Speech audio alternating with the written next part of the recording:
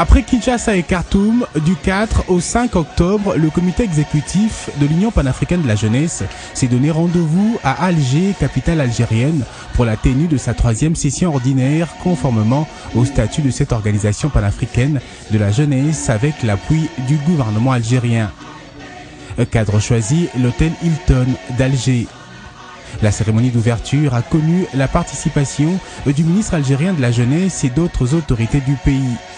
3 points étaient inscrits à l'ordre du jour: la planification des actions de l'UPJ à mener durant l'année 2017, en référence au thème de l'Union africaine et au plan triennal de Kinshasa, l'accélération de la mise en place du Fonds africain pour le développement de la jeunesse et la création d'un comité de haut niveau de chefs d'État et de gouvernement sur la jeunesse. En rapport avec le thème de l'Union africaine de 2017 sur la jeunesse, le comité a réaffirmé son souhait de voir les dirigeants africains concrétiser la mise en place du Fonds continental pour le développement de la jeunesse. Sur cette question, les membres de l'UPJ se sont en ce sens félicités d'avoir déjà franchi plusieurs étapes de prise de décision de l'Union africaine, y compris le Conseil exécutif de l'Union africaine. Reste plus que la dernière étape, l'entérinement par les chefs d'État et de gouvernement. Le nombre de jeunes réfugiés, demandeurs d'asile et de personnes déplacées à l'intérieur de leur pays ou dans des pays voisins a tendance à augmenter. Le droit des jeunes à participer au processus politique est consacré par plusieurs conventions et déclarations internationales, notamment la Déclaration universelle des droits de l'homme, le Programme d'action mondiale pour la jeunesse et la Convention relative aux droits de l'enfant. Mais les opportunités pour les jeunes de participer au processus politique dépendent largement des contextes politiques et culturels. Aujourd'hui, un réel cloisonnement existe entre la jeunesse et les partis politiques. C'est la raison pour laquelle nous remarquons les recours de jeunes à des mécanismes parallèles. Les jeunes ont du mal à juger crédible le parti politique sur le continent. La faible participation des jeunes à la vie politique s'explique par l'insuffisance d'opportunités pour les jeunes de participer au processus politique et un contexte politique et culturel peut ou avoir pas adapté à la participation des jeunes.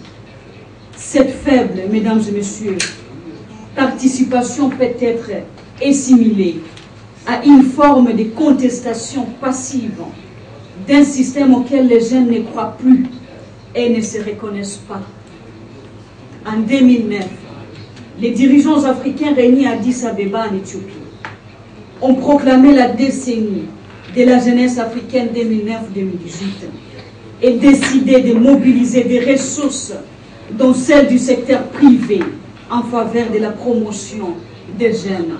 Mais cette fois-ci, les jeunes africains attendent des dirigeants africains des actions concrètes, des stratégies, des plans d'action spécifiques à la jeunesse ont été adoptés par l'Union africaine, qui souffre encore pour leur mise en œuvre. Cela signifie-t-il que les politiques publiques ont intégré la jeunesse? J'aimerais aussi poser la question pour savoir si on a pris en compte tous leurs besoins et leurs droits. Cela signifie-t-il que les jeunes sont considérés comme acteurs à part entière et participent pleinement dans l'élaboration, la mise en œuvre et le suivi et surtout l'évaluation de ces politiques? Les jeunes ne sont pas abordés comme des agents actifs du changement, des acteurs clés pour le changement social, la croissance économique et l'innovation technologique.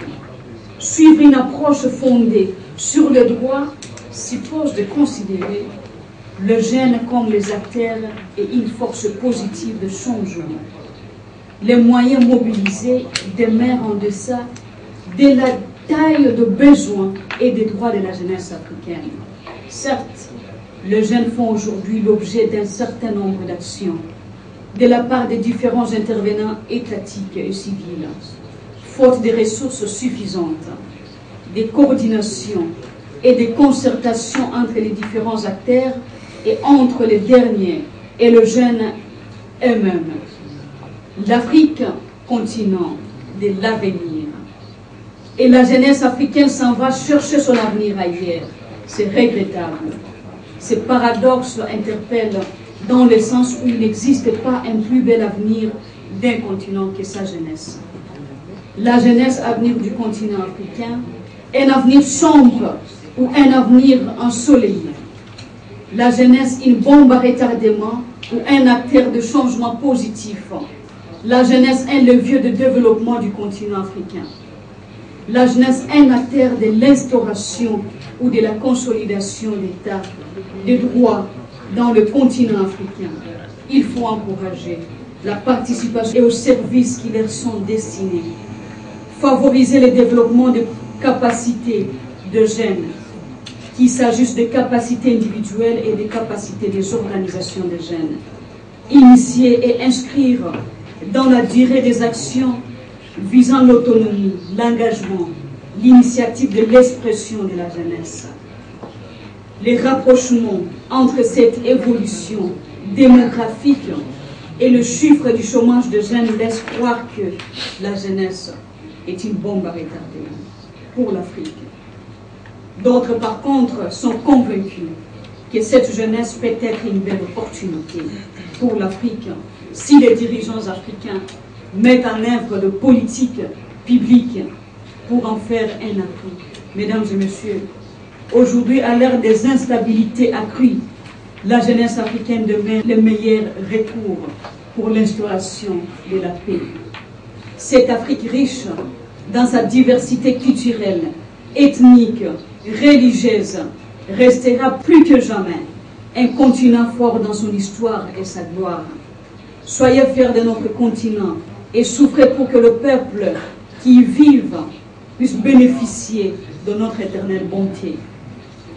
C'est pourquoi, depuis notre élection à la tête de l'Union panafricaine de la jeunesse et l'ensemble du comité exécutif, nous avons haussé l'image des jeunes Africains sur toute l'étendue du territoire africain et au-delà. En effet, l'UPJ joue le rôle d'interlocuteur de la jeunesse auprès des chefs d'État et des gouvernements, des États membres de l'Union africaine, ainsi que les partenaires évoluant dans les domaines de la jeunesse. Monsieur le ministre, en si peu de temps, à la tête de cette structure continentale de notre jeunesse, nous avons relevé d'énormes défis, entre autres l'obtention de la création d'un département uniquement en charge de la jeunesse au niveau de l'Union africaine. Nous sommes dans le processus de lobbying pour la création de fonds africains pour le développement de la jeunesse, déjà adopté à plusieurs étapes de prise de décision de l'Union africaine, notamment à Addis Abeba et au sommet de Kigali, qui attend qu'il y ait l'adoption des chefs d'État pour assurer sa mise en œuvre et son existence. Tout de même, le défi reste encore plus grand et toujours prioritaire. C'est pourquoi la réunion d'Alger est pour nous une rencontre décisive qui nous permettra d'avoir des résolutions pertinentes afin de faire face aux défis qui nous attendent. L'UPJ entend poursuivre ses lobbying avec la Commission de l'Union africaine et les États membres pour sa réalisation tout en restant optimiste. Au sujet de la mise en place du comité de haut niveau de chefs d'État sur la jeunesse, le comité poursuivra son travail avec la Commission de l'Union africaine en collaboration avec les États pour sa mise en place et si les choses avancent bien avant le sommet de chefs d'État de janvier 2017. Toujours pour ce qui est de l'année 2017, le comité a résolu d'appuyer les organisations d'un certain nombre de forums. Le Forum des jeunes France-Afrique au Mali en marge du sommet France-Afrique, le Forum africain de jeunes sur le dividende démographique en RDC et le Forum afro-arabe de la jeunesse en marge du sommet afro-arabe de chefs d'État à Malabo et autres. Pour ce qui est de la RDC, le comité a salué la nomination par la présidente de la Commission de l'Union africaine, Dr Nkosazana Zuma, d'un facilitateur du dialogue national inclusif et encourage les peuples congolais à trouver un consensus à travers ce dialogue pour préserver la paix. Le comité a exhorté aux dirigeants africains l'implication des jeunes dans les instances de prise de décision et leur prise en compte dans les délégations des chefs d'État et de gouvernement conformément à la Charte africaine de la jeunesse. Le comité a encouragé les chefs d'État et de gouvernement à poursuivre la recherche d'initiatives visant à trouver une solution africaine à la crise économique due à la baisse du prix des matières premières et à l'emploi des jeunes. Le comité a félicité la présidente de la Commission de l'Union africaine, son Excellence Dr Dlamini Zuma, pour ses efforts dans la résolution des crises dans les États africains, notamment la nomination d'un facilitateur du dialogue national inclusif en République démocratique du Congo et a encouragé le peuple congolais à trouver un consensus à travers ce dialogue pour une paix durable. Au chapitre de félicitations, le comité a adressé ses félicitations au président Mahamadou Issoufou du Niger, Denis Sassou Nguesso du Congo, Idriss Déby du Tchad, Ali Bongo du Gabon et Edgar Lungu de la Zambie pour leur réélection. Il en est de même pour les présidents Roch Christian Kaboré du Burkina Faso, Patrice Talon du Bénin et Faustin Archange Touadéra de la République centrafricaine pour leurs élections. Au président algérien Abdelaziz Bouteflika, le comité a salué le soutien indéfectible que lui, son gouvernement et son peuple manifestent sans relâche à l'endroit de l'Union panafricaine de la jeunesse. La prochaine session ordinaire, la 4e du genre, interviendra au mois de mai 2017 au Niger. Durant son séjour en Algérie, les travaux de la 3e session ordinaire du comité exécutif de l'Union panafricaine de la jeunesse étant clôturés, la présidente de l'UPJ a sur place à Alger été reçue en audience par le Premier ministre algérien. Ici, Francine Mouyoumba est venue lui faire part des résolutions de cette réunion et solliciter le soutien de l'Algérie pour les prochains sommets de l'Union africaine en 2017. Concernant la création du Fonds africain pour le développement de la jeunesse et la mise en place d'un comité de haut niveau de chefs d'État sur la jeunesse, y compris pour d'autres programmes importants encore en projet liés à la jeunesse et dont l'UPJ compte obtenir de chefs d'État leur mise en œuvre lors des prochains sommets. À ce tête-à-tête, la présidente de l'UPJ a reçu de la part du Premier ministre algérien des promesses de son pays pour la réalisation de ce dernier et a encouragé l'UPJ de continuer la lutte pour que la jeunesse du continent puisse se retrouver.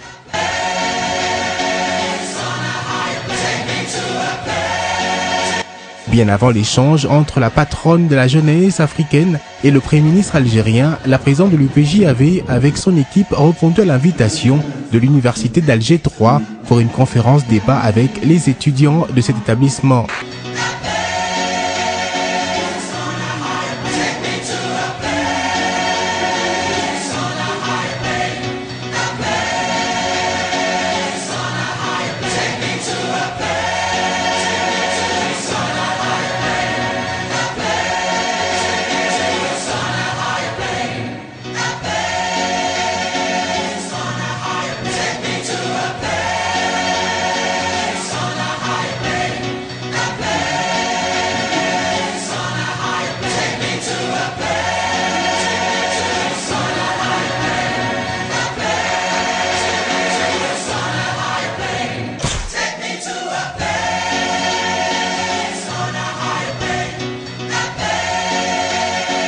Après l'étape d'Alger 3, les autres membres du comité exécutif de l'UPJ se sont rendus au siège du Forum de chefs d'entreprise algérienne où ils ont rencontré le vice-président de cette institution qui prépare avec le gouvernement algérien la tenue prochaine du Forum africain d'affaires et d'investissement qui se tiendra à Alger au mois de décembre.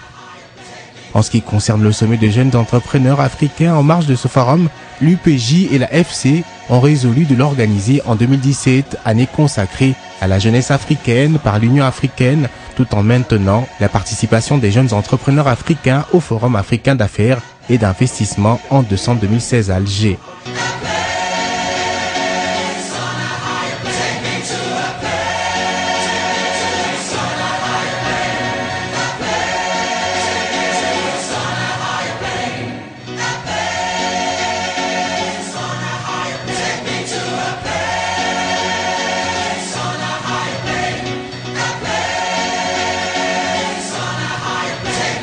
Avant de quitter l'Algérie, un dîner a été offert au comité exécutif de l'UPJ par la Sûreté nationale, moment pour échanger sur les défis de la sécurité en Afrique et le travail d'Afripol qui a son siège à Alger.